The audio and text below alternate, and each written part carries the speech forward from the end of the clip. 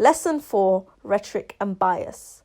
Rhetorical techniques are used to make language more interesting. Within rhetoric, there are various rhetorical techniques, and rhetorical techniques are often used to persuade and therefore seen a lot in non-fiction texts. One of the rhetorical techniques is rhetorical questions. These are questions that require no answer. They are merely used to engage the reader with the text and make them feel as if they are answering the question in their own mind. So rhetorical questions will fundamentally influence the way in which readers think. An example of this would be, is it right that the country does so little to help alleviate the effects of global warming? Here, the writer doesn't want you to directly answer the question. They're just asking the question to make the reader think about the effects of global warming. Another rhetorical technique is list of three. These are words that are repeated in a list of three to put an emphasis on the main point. An example would be, the food was flavourless, unappetizing and colourless at Grandma's. So the fact that there's a list of three adjectives describing the food helps emphasize what the food was like and puts greater emphasis on the main point. A third rhetorical technique is antithesis. This is a literary technique that involves combining opposing ideas to present contrast. An example of this would be, merely a tiny effort of walking to school every day instead of taking the bus can have a huge positive impact on global warming and ultimately the rest of society. Another rhetorical technique is a parenthesis.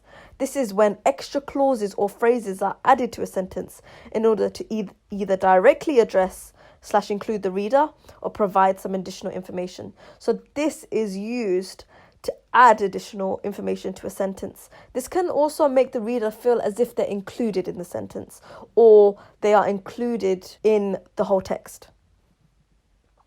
So an example of this would be, global warming, as many of you know. So this part, as many as you know, is the part that is a parenthesis. So now let me read out the whole sentence. Global warming, as many of you will know, is a huge problem plaguing our society.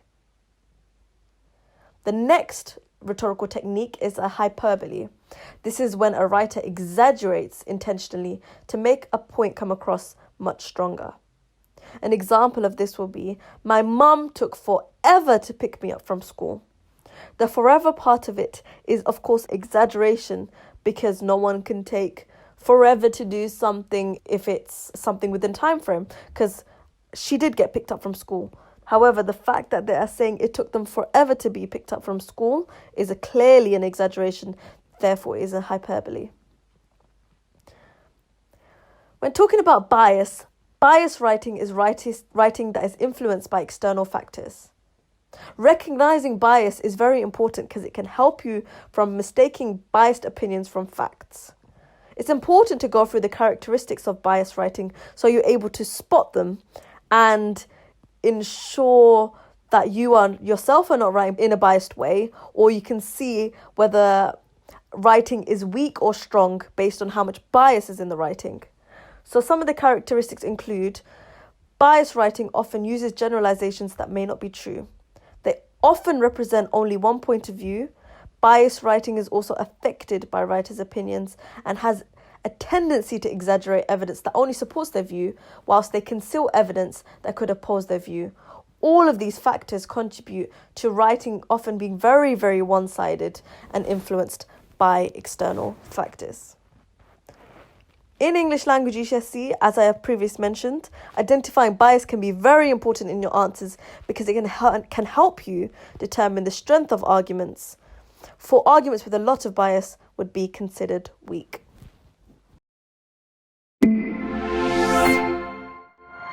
I hope you found this video useful. Support us by liking, subscribing and sharing with your friends. If you have any questions, post it on our forum at examqa.com.